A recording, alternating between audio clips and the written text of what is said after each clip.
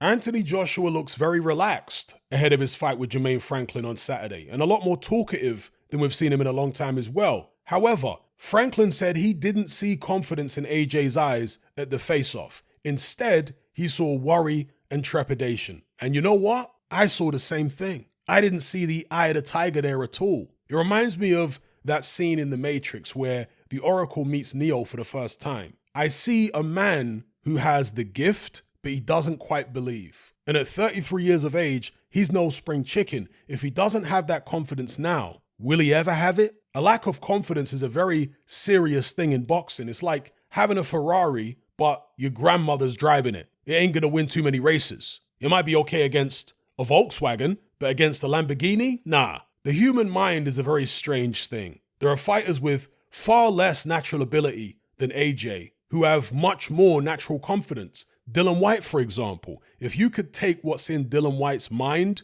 and in Dylan White's heart and put it into AJ, you'd have a much better fighter. It reminds me of a clip from a documentary where Teddy Atlas is comforting a 15-year-old Mike Tyson who's crying with fear before one of his amateur bouts. Atlas said that God works in mysterious ways. Since he gave Tyson such a strong body, he figured he'd leave him to become strong in other ways on his own. In other words, he gave Mike Tyson such immense physical gifts. If he gave him the same degree of mental ability, it would almost be unfair. Anthony Joshua is no Mike Tyson, of course, but it's a similar dynamic. He seems much closer to his new coach, Derek James, than he was with Robert Garcia. He spoke about not wanting to let Derek James down. It's almost like he's made James his new father figure. Maybe that's what he needs. Some fighters are like that, but not the truly great fighters, in my experience. He's fighting a short, pudgy heavyweight in Franklin. Is AJ having flashbacks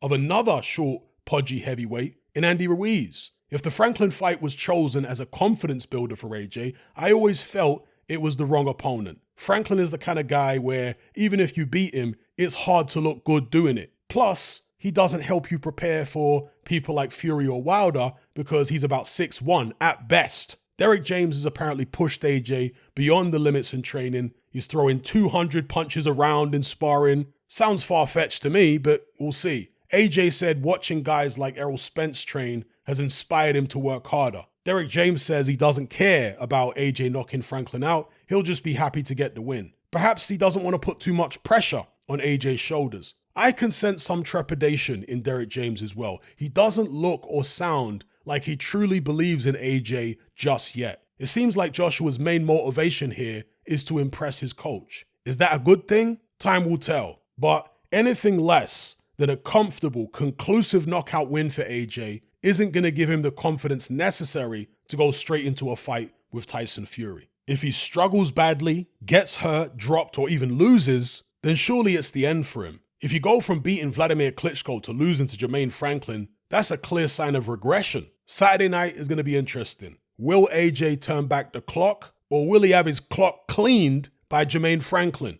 Will he get his head spun like the Wheel of Fortune and do the same Bambi on ice routine we saw against Andy Ruiz? He's beaten much better fighters than Jermaine Franklin, so he really should win. But AJ's one of those guys who's as good as the best of them or as bad as the worst. It's like you can actually see him winning the world title again on his best day, but you could also see him losing to Jermaine Franklin on his worst day. I guess that's what makes his fight so compelling. Let me know what you guys think.